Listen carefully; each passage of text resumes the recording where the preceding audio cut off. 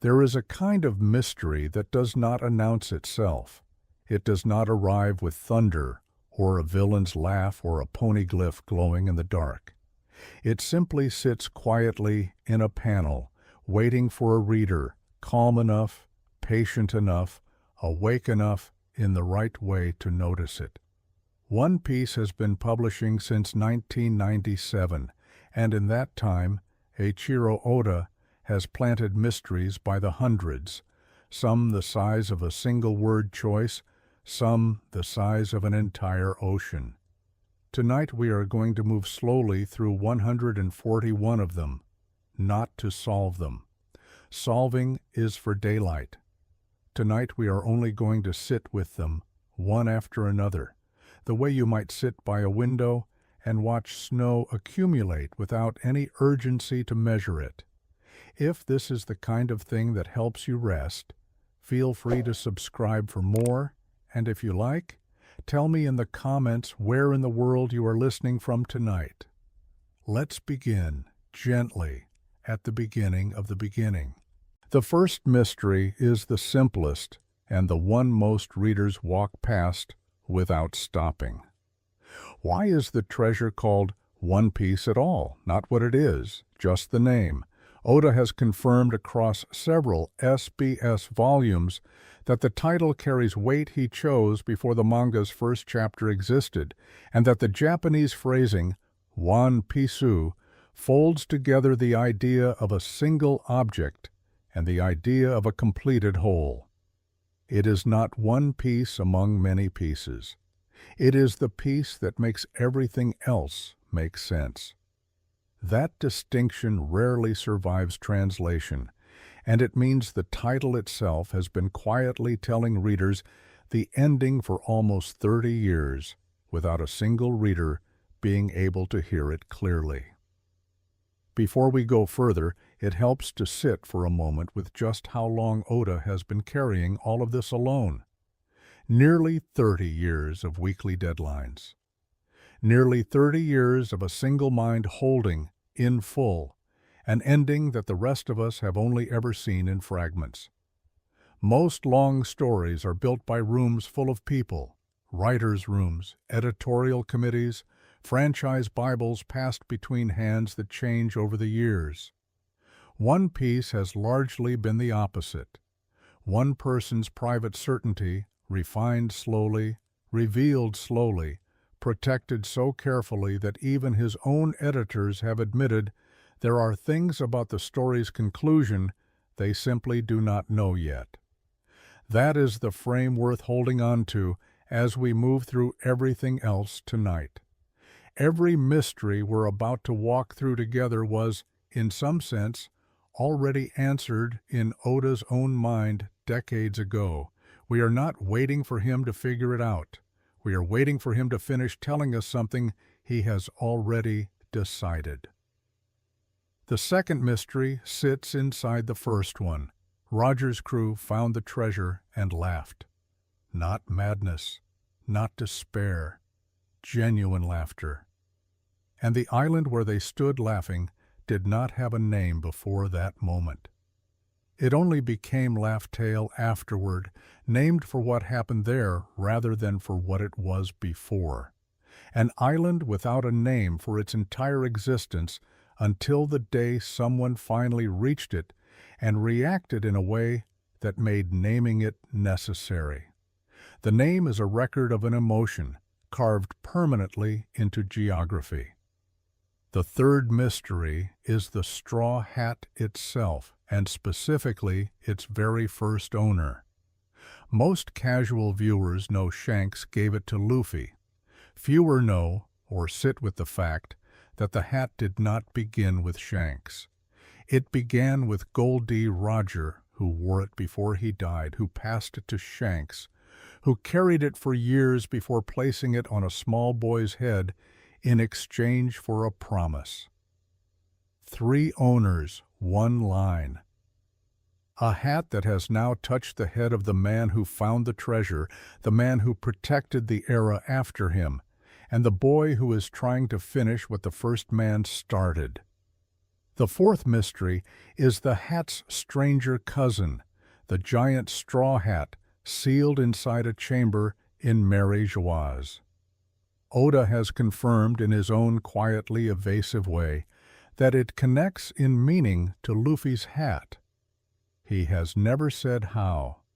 He said only that readers would understand eventually, which is the kind of answer that tells you nothing and somehow tells you everything at once, because it confirms the connection is real without giving away its shape. The fifth mystery is smaller and easy to miss. The hat never changes. Every other piece of Luffy's wardrobe evolves across the story, torn, replaced, redesigned for a new sea and a new arc. The hat is always the same weathered straw, drawn with the same care in every color spread, regardless of what else Luffy is wearing. In a story built entirely around growth and transformation, the one fixed object is the one that matters most. If any of this is starting to feel like a lullaby of facts rather than a lecture, that's exactly the intention. You're welcome to let your eyes close here and there. I'll keep going either way. The sixth mystery is the letter D.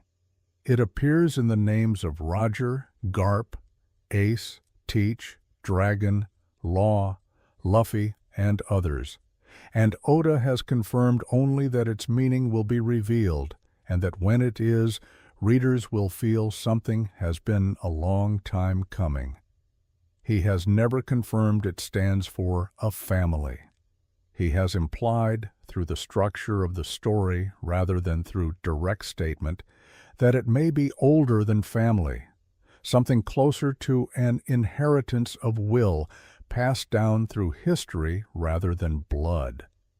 The seventh mystery belongs to the names of the crew and how deliberately Oda constructed them. Zoro's name echoes a real historical pirate, filtered through Japanese phonetics. Nami simply means wave. Usopp folds the Japanese word for lie into a nod at Aesop, the storyteller. Sanji sits inside a numerical chain running through his siblings, Ichiji, Niji, Yonji, with Sanji himself embedding the number 3, a quiet domestic signature Oda has confirmed was intentional from before the Vinsmoke family was ever shown on the page. The eighth mystery is Robin's name, Nico Robin, which pairs a European first name with a Japanese surname carrying associations of red and of children, sitting inside a lineage of names chosen for sound as much as meaning. Her home island, Ohara, takes its name from a Japanese folk song, a detail Oda confirmed was deliberate. An island erased from history, named after something meant to be remembered. The ninth mystery is Brook, a name meaning nothing more than a small stream given to a skeleton who spent 50 years entirely alone. The gentleness of that word, sitting against the weight of that loneliness, is the kind of quiet contrast Oda builds without ever pointing at it directly. The 10th mystery is Chopper's full name, Tony Chopper, a name he was not born with but was given by the two people who raised him. A doubled name meant as warmth and as a small joke placed in the middle of the story's most tearful arc. Let's slow down here for a moment, the way the 10th mystery deserves.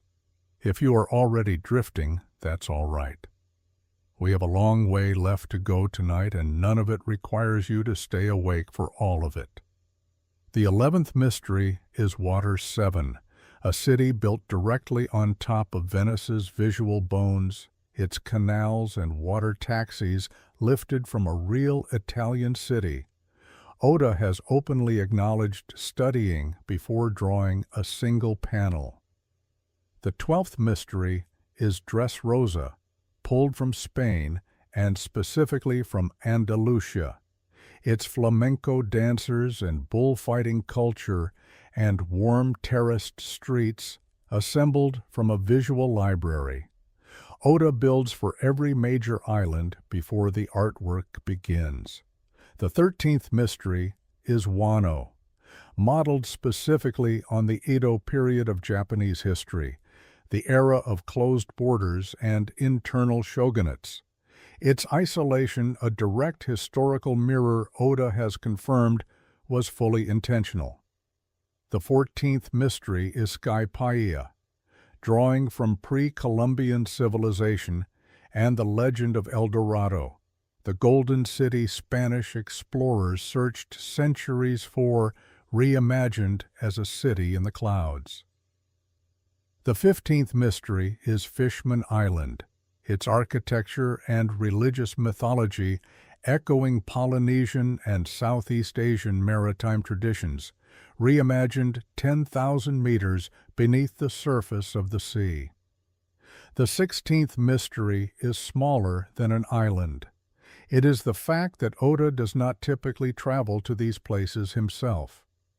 A research team compiles reference photographs and architectural material that he studies alone at his desk, which means the level of detail in every rooftop and doorway and market stall reflects hours of quiet, unseen study that appears in no credits anywhere. The 17th mystery is Oda's schedule itself, which at points in his career has meant as little as 3 hours of sleep a night, and a personal admission that he treats sleep as a reluctant necessity rather than a welcome rest, because he is always aware of how many panels remain undrawn. The 18th mystery is that Oda does not delegate meaning. Assistants can fill a crowd scene or a wall texture, but the character designs, the key expressions, all of the dialogue remain his alone, because those are the parts of the page that cannot be handed to anyone else. The 19th mystery is that Oda keeps handwritten notes about the story's ending that no one else has seen, not even his editors, who have confirmed he knows things about how One Piece finishes that he has simply chosen not to share yet. The 20th mystery is the promise underneath all of that. Oda has said he made a personal rule early in the series that he will not change the ending. Whatever he decided in the late 1990s remains the destination. Everything else, every arc and character and island, has grown around a fixed point that has not moved in almost 30 years. You've made it through 20. There are 121 more, and no reason at all to rush toward them. The 21st mystery is the devil fruit itself, and the fact that it was not originally planned as a rigid system. The rules, the weakness to seawater, the impossibility of eating 2 fruits, the awakening state, were added gradually as Oda thought through the implications of a power he had already invented before he fully understood its limits. The 22nd mystery is the name Devil Fruit, which carries real theological weight inside the story's world, where the sea is treated as something close to sacred, and the fruit is the thing that curses those who defy it. The 23rd mystery is the confirmed existence of a catalog somewhere in the world, a complete record of every devil fruit's name and appearance, which is how black market dealers are able to identify and price fruits they acquire without ever having seen them used. The 24th mystery belongs to Zoan fruits specifically, described consistently as carrying a will of their own, a kind of internal consciousness that shapes whoever eats them, separate from the person's own personality. The 25th mystery is Chopper's fruit, the human fruit, a special case because it grants an animal human intellect rather than granting a human an animal form, and Oda has confirmed, half joking and half serious, that a human who ate that same fruit would simply become more enlightened. The 26th mystery is the confirmed rule that a devil fruit's power does not vanish when its user dies. It reincarnates into a new fruit somewhere nearby, which means every fruit currently circulating the world carries history its current owner will likely never know. The 27th mystery is the cover spreads themselves, the full-color illustrations that appear between chapters showing the crew in settings unconnected to the current arc. In civilian clothes, simply existing, which Oda has described as his way of showing who the Straw Hats are when the adventure isn't happening. The 28th mystery is the cover story arcs, told entirely through these illustrations rather than through chapters, following characters like Buggy, Alvida, and the Baroque Works agents, fully canon, despite being easy to overlook because they are pictures rather than pages of dialogue. The 29th mystery is that some of these cover stories exist for no narrative reason at all. Oda has confirmed he includes certain sequences purely because he finds them funny, treating the margins of the story as worth filling just as much as the center. The 30th mystery is the shift in the New World cover spreads toward more elaborate fashion, a reflection, Oda has said, of a personal sense of style that the fast-moving main story rarely has room for. There is something worth sitting with in all 5 of those islands together, not individually but as a set. Oda did not simply pick exotic locations at random and dress them up with fantasy elements. Each one began as a real place he studied with genuine care, a real history, a real architecture, a real culture, and only after that research was complete did he allow himself to bend it into something impossible. The gondolas of Water 7 are recognizably Venetian before they are recognizably anything else. The bullfighting culture of Dressrosa is recognizably Andalusian before it becomes the backdrop for a toy soldier's tragedy.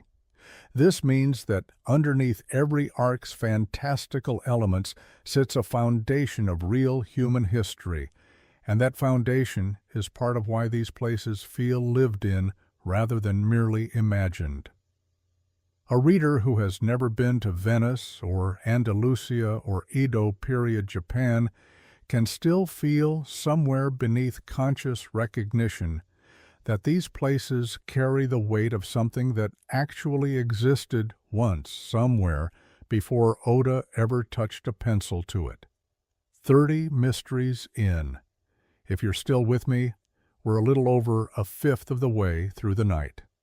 The 31st mystery is the void century, the erased 100 years of world history that the government forbids anyone from studying, a silence so total that an entire island, O'Hara, was destroyed simply for trying to translate it.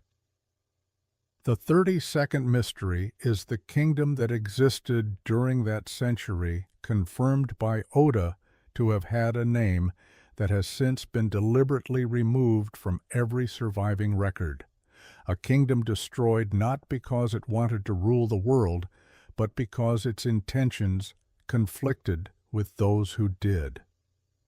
The 33rd mystery is Joy Boy, whose name appears in exactly 2 surviving poneglyphs, one on Fishman Island and one on Skypiea, the first of them a letter of apology for a promise left unkept. The 34th mystery is that promises connection to Noah, the enormous ship resting on a chain beneath Fishman Island, large enough to carry an entire population across the ocean, waiting for a moment it may never receive. The 35th mystery is the implication, never stated outright, that the D itself may be the residue of Joy Boy's will, passed down through history in people who carry it without ever knowing they do. The 36th mystery is the 7 warlord system, a cynical arrangement in which the government negotiated with pirates too powerful to destroy rather than fight them outright, an arrangement both sides understood would break the moment it stopped being convenient. The 37th mystery is Mihawk's version of that arrangement, which he treated as almost entirely decorative, attending no meetings, honoring no real obligations, simply accepting protection that cost him nothing. The 38th mystery is Hancock's timing as a warlord, accepted by a government that did not yet know the atrocity buried inside her own past, a secret that, if revealed, would have created a crisis for the very institution that caused it. The 39th mystery is Doflamingo, not an outsider brought into the warlord system, but a man already embedded in the government's highest social structure, using the position as cover for something far larger. The 40th mystery is the Marines themselves, presented as a single institution, but actually fractured internally between what the story calls absolute justice and moral justice, a genuine philosophical divide Oda has refused to resolve simply. 40 down. Let your shoulders drop a little if they haven't already. Notice, if you can, how many of these first 40 mysteries are really the same mystery wearing different clothes, a name that means more than it says, a place built from a real corner of the actual world, a number that keeps returning without ever announcing why. A silence maintained so precisely that the silence itself becomes the clue. Oda does not seem interested in mysteries that exist purely to shock a reader in a single panel. He seems far more interested in mysteries that live quietly, for years, decades even, waiting to be noticed by someone patient enough to sit with the story rather than simply consume it. That patience, more than any twist or reveal, might be the actual secret of why this particular story has lasted as long as it has. The 41st mystery is Aokiji's resignation, not a personal defeat, but an acknowledgement that the institution had chosen a philosophy he could no longer serve without becoming someone he did not want to be. The 42nd mystery is SWORD, the secret organization of Marine officers who technically resigned their positions to operate outside the normal chain of command, proof that even inside the Marines, the official structure and the real structure of power do not fully overlap. The 43rd mystery is Whitebeard's real name, Edward Newgate, and his refusal to use the word crew in any formal sense, calling them instead his sons, a claim Oda has confirmed was never metaphor.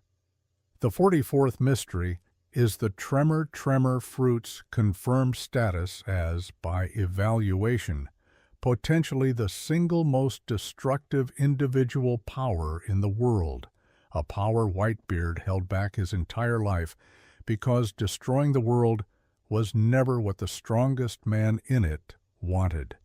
The 45th mystery is Kaido's history with the Rocks Pirates, a crew that also included Whitebeard and Big Mom before the God Valley incident scattered them, meaning 3 of the 4 current emperors once served under the same terrifying captain. The 46th mystery is Big Mom's hunger episodes, confirmed not as villainy, but as something closer to a medical condition her entire kingdom has spent decades learning to manage. The 47th mystery is her dozens of children, the result of a deliberate dynastic project rather than any accident of romance, a pursuit of power through family that mirrors and inverts Whitebeard's pursuit of family through loyalty.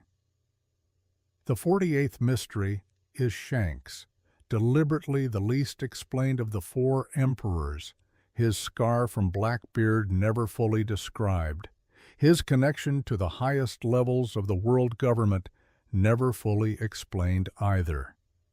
The 49th mystery is the 4 road Poneglyphs, scattered specifically among the most powerful forces in the New World, ensuring that reaching the story's end requires confrontation with each of them in turn. The 50th mystery is the stone the Poneglyphs are carved from, engineered by the Kozuki clan to withstand anything the world could do to destroy it, which is precisely why the government eventually stopped trying to break the stone and instead made reading it illegal. Halfway to 50 of 141, if we're doing the arithmetic loosely, though arithmetic was never really the point of tonight. The 51st mystery is Robin's ability to read the ancient language, taught to her as a child by her mother rather than inherited by birth, absorbed before she was old enough to understand what danger the knowledge carried. The 52nd mystery is her age when O'Hara fell. 8 years old, already the most wanted academic in the world, because a child who can read the Poneglyphs is more dangerous in the government's own calculation than any pirate carrying a weapon. The 53rd mystery belongs to the voice actors rather than the characters. Mayumi Tanaka has voiced Luffy since 1999 without interruption, and has said in interviews that she thinks of him not as a role she performs, but as someone she simply knows. The 54th mystery is that Iku Otani, the voice of Chopper, is the same actress who voices Pikachu, a coincidence that, once noticed, becomes very hard to stop noticing. The 55th mystery is Colleen Clinkenbeard's path to voicing Luffy in English. Originally cast as Boa Hancock, a role she still holds, she volunteered a test read for Luffy when the usual casting process struggled to find the right elastic, physical quality and was cast almost immediately after. If you're only half listening now, that's fine. The rest of the mysteries will still be here when you drift back. There is a particular comfort, I think, in a story that does not need your full attention every single second to still be worth returning to. One Piece was never built for a reader skimming quickly toward the next twist. It was built for the kind of reader who reads a chapter, closes the volume, and finds themselves thinking about a single line of dialogue 3 days later for reasons they can't quite explain. That is a rare quality in any long-running work, and it is one of the reasons a story like this one lends itself so naturally to a slow, unhurried retelling like the one we're doing right now, in the dark, at an hour when nothing needs to be solved and nothing needs to be remembered perfectly. The 56th mystery is Reverse Mountain, the only river in the world confirmed to flow uphill, carrying water from 4 different oceans to a single peak before releasing it down into the Grand Line. The 57th mystery is the log pose, which does not let a crew choose where to sail next, but instead records each island's magnetic signature and points toward the next one in a fixed, predetermined sequence. The 58th mystery is the Calm Belt, roughly 200 meters of perfectly still ocean on either side of the Grand Line, populated by sea kings large enough to dwarf battleships, a natural moat around the world's most dangerous road. The 59th mystery is coating technology, developed specifically in Sabaody, allowing ships to survive the pressure of the deep sea route beneath Fishman Island, an entire local economy built around being the last stop before the impossible.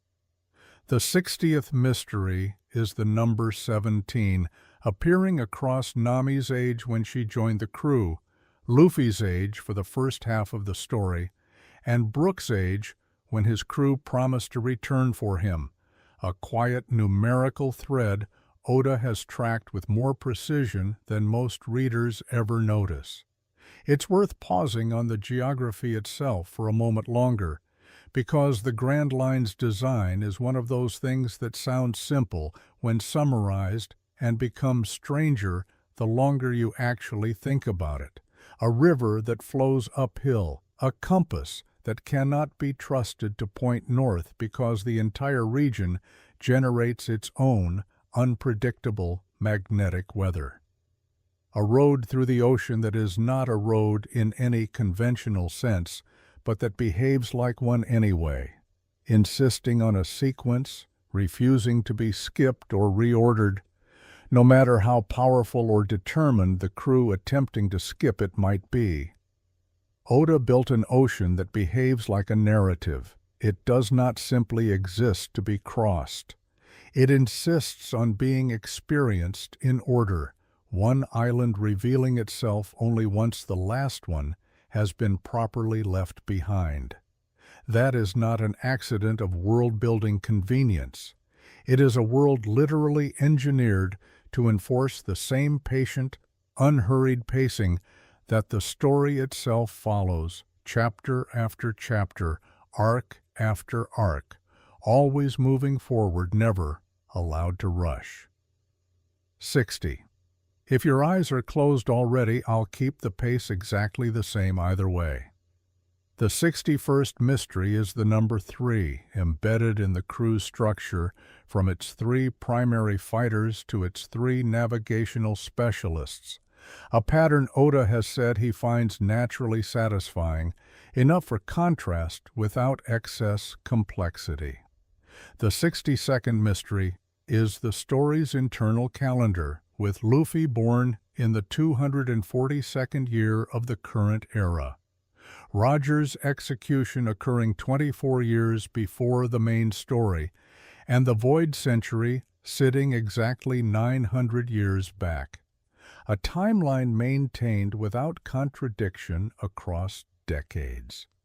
The 63rd mystery is Roger's historical shadow, Henry Every, a real 17th century English pirate who vanished after seizing an enormous treasure, an ending strange enough to spawn centuries of speculation, mirrored almost exactly in Roger's own legend. The 64th mystery is the layered irony that the historical Blackbeard's imposing theatrical presence was given not to the character named Blackbeard, but to Whitebeard, while the villain who actually bears the name pursues something entirely different.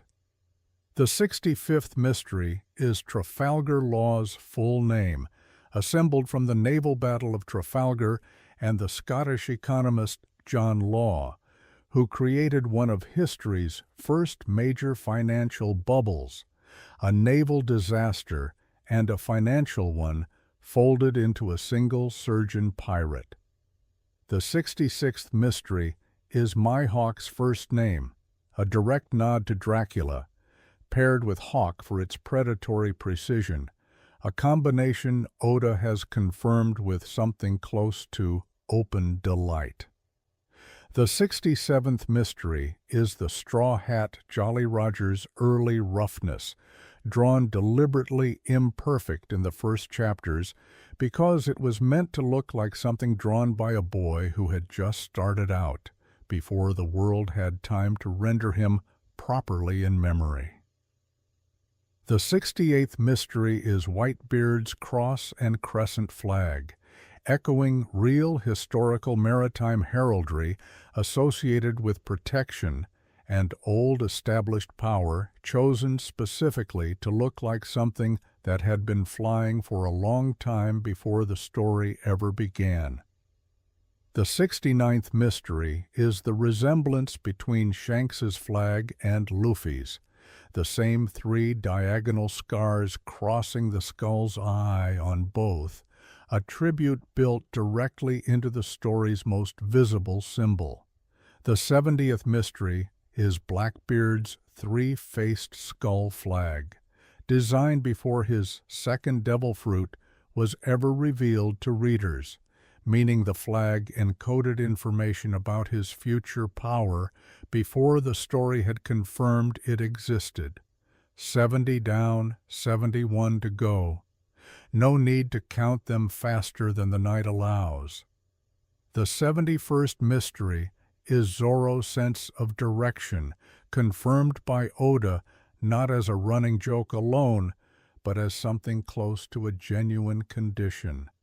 A contrast between total precision with a blade and total incompetence with geography.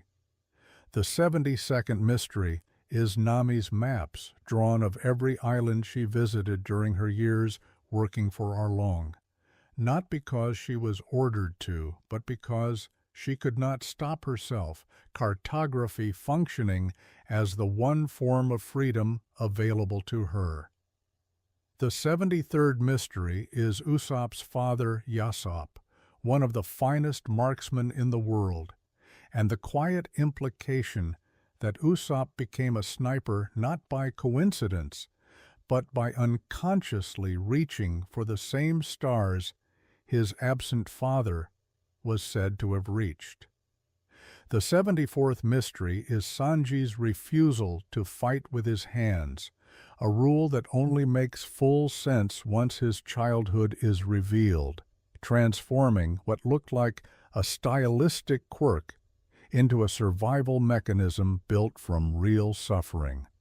The 75th mystery is the inseparability, in Oda's own telling, of Robin's skill and her grief, the ability that makes her irreplaceable, and the loss that shaped her are, in his words, the same thing written in the same handwriting.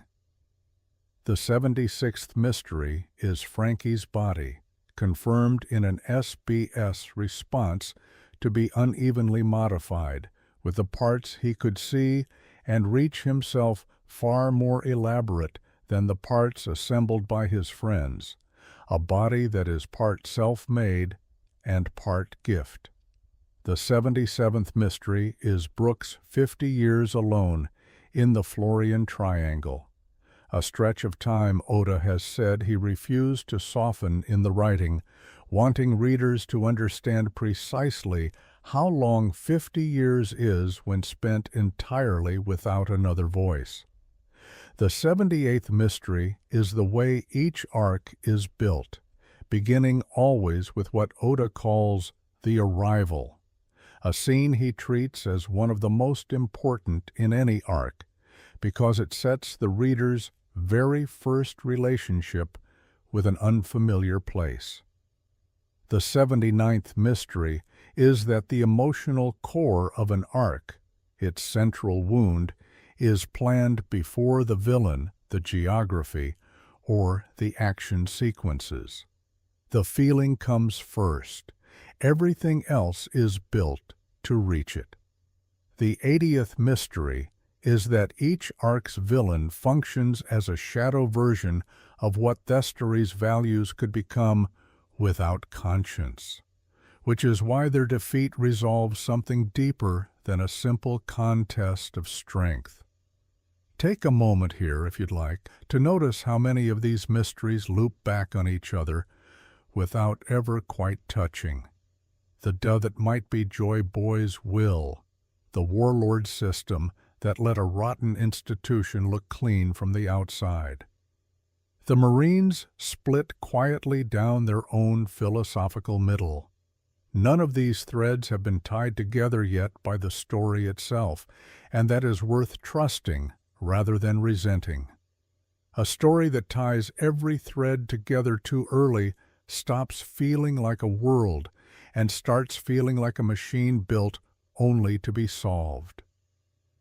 Oda has spent 30 years resisting that temptation, letting threads sit unresolved for over a decade at a time, trusting that patient readers or patient listeners drifting toward sleep will still be there when the threads finally do meet. 80, a little more than halfway now. The 81st mystery is Laugh-Tale's original namelessness, no record of any name for the island existing anywhere before Roger's crew arrived and gave it one born entirely from their own reaction. The 82nd mystery is the crew who reached it with Roger, figures who would go on to become some of the most significant people in the world, their identities confirmed in supplementary materials but rarely dwelt upon in the main story. The 83rd mystery is the idea, stated within the story itself, that Roger arrived too early, that the timing of his discovery was both perfect and somehow not yet meant for the world, a man right about everything and early for all of it. The 84th mystery is that Roger's final speech from the scaffold was never a confession. It was an invitation sent out to a world he knew was not yet ready for what he had found, trusting that someone eventually would be. The 85th mystery is the quiet suggestion, built through structure rather than direct statement, that Luffy is that someone, not because he is the strongest or the most strategic, but because his particular way of laughing at the world is exactly the quality the ending requires.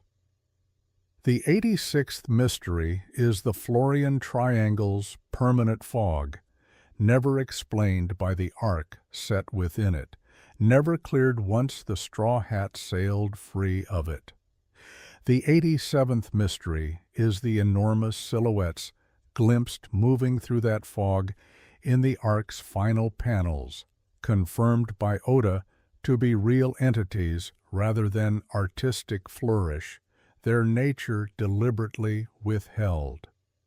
The 88th mystery is the real world's Bermuda Triangle sitting behind the Florian Triangle's design, with Oda noting the key difference that his version's danger is confirmed rather than disputed. The 89th mystery is the Florian Triangle's location, tucked into the first half of the Grand Line, a section readers pass through early and rarely revisit, meaning this particular unresolved thread has been waiting since nearly the beginning of the story. The 90th mystery is Alabasta's central irony, a warlord meant to protect a kingdom instead orchestrating its destruction from the inside.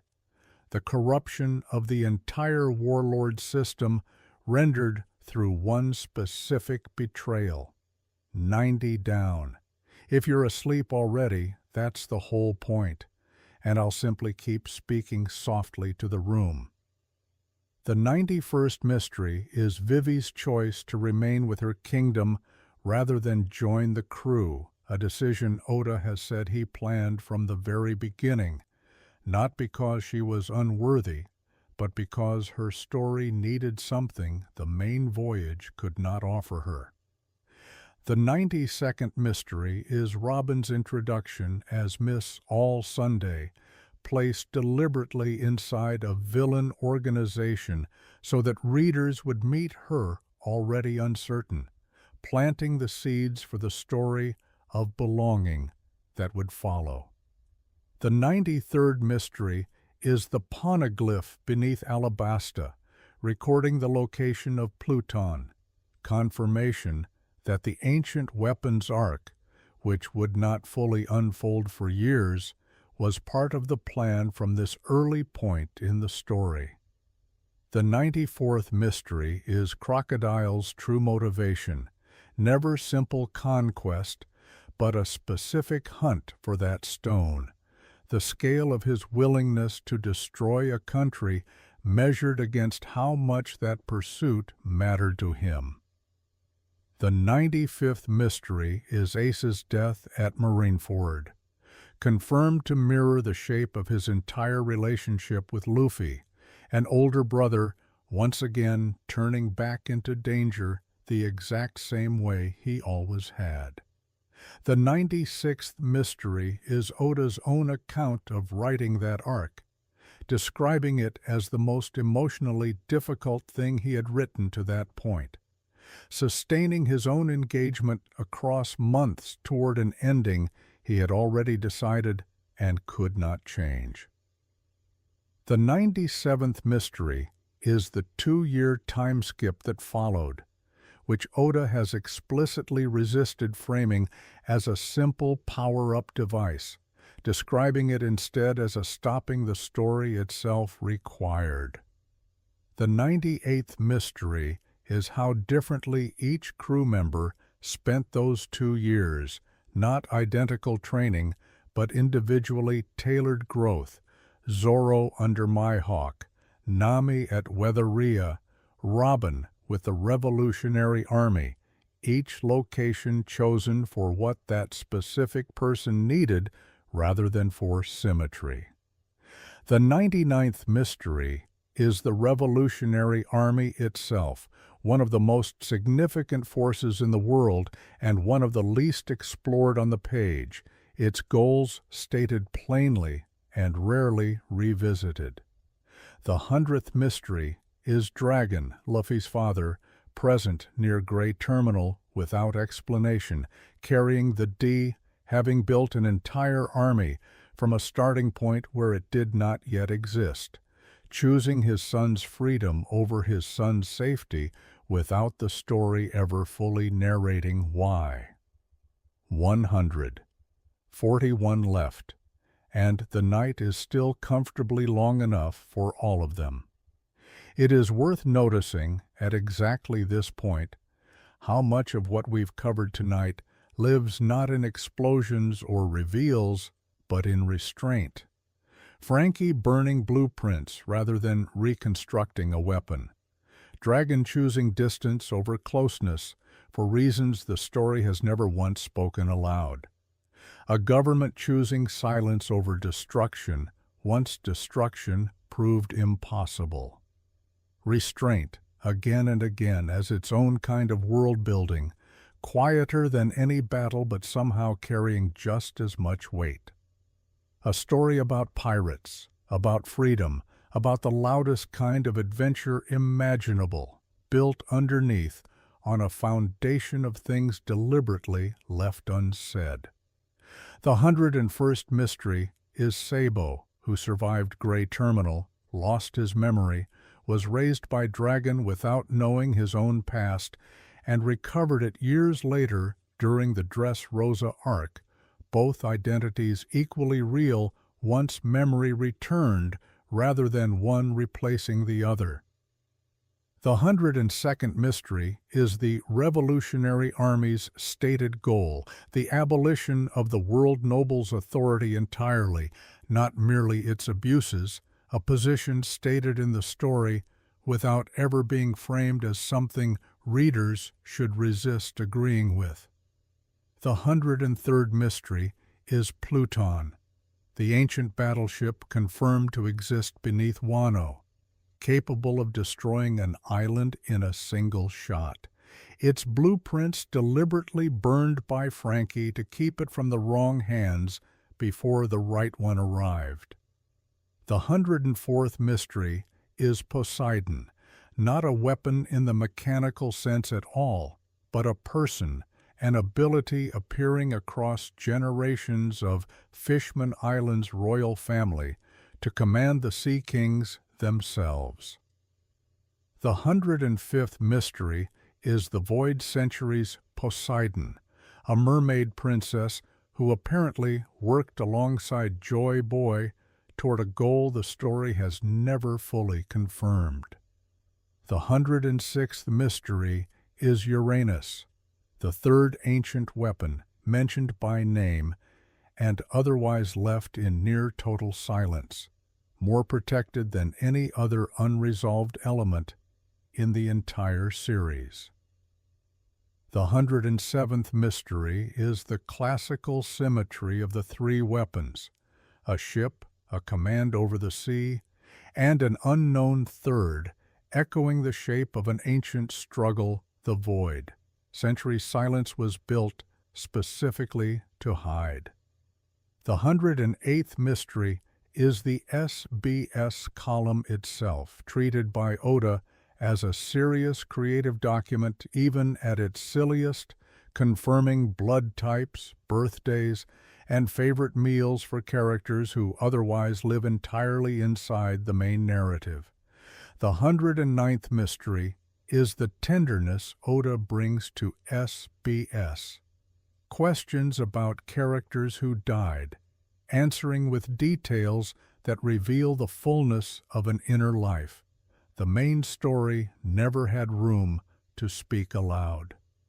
The 110th mystery is Oda's own description of the full reading experience that a reader who skips the covers, the SBS, and the author's notes is reading one piece but not the whole of it, the margins treated as inseparable from the center. Consider for a moment what it actually means for a creator to treat the margins of his own work as seriously as the center of it. Most long-running stories, when they include supplementary material at all, treat it as marketing, as trivia, as something separate from the real narrative. Oda has never drawn that line, the SBS corner, where he answers a child's question about a dead character's favorite meal, carries, in his own stated view, the same weight as a chapter depicting that character's final battle. Both are true, both are canon, both come from the same place inside him, which is a mind that has apparently never stopped being curious about people who technically only exist on paper.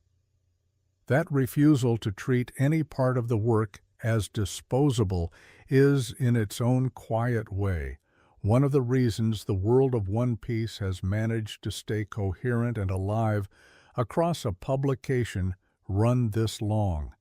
Nothing in it was ever treated as filler, not even the parts that were never meant to be taken seriously. 110. 31 small mysteries remain, and there is no reason at all to hurry toward the end of them. The 111th mystery is the red line, a single continent circling the entire globe vertically, confirmed to rise above the clouds themselves, impossible to sail over except at the rare points where the Grand Line crosses through it. The 112th mystery is Zunesha, the ancient elephant carrying the island of Zu on its back, confirmed to have walked the ocean for 900 years as punishment for something it did during the Void Century, still walking, still carrying an entire civilization that does not know what moves beneath its home. The 113th mystery is Whitebeard's declaration at Marineford, confirming aloud, in front of the watching world, that the treasure is real and that the world had simply been searching for it the wrong way. The 114th mystery is that this declaration did not need to be spoken at all. Whitebeard could have died in silence. He chose not to because in the world of One Piece, saying something aloud in front of enough witnesses has always had the power to change it. The 115th mystery is Luffy's declaration of his own goal, made once, early, and never revisited, never treated by the story as a decision requiring reaffirmation because it was never a strategy to begin with. The 116th mystery is Whitebeard's role among the crew he called sons, and the confirmed sincerity behind a word most captains would treat as sentiment rather than structure. The 117th mystery is the calm belt's precise measurement, confirmed in supplementary material as roughly 200 meters across on either side, a fact so extraordinary it is treated by the narrative as simple, unremarkable geography.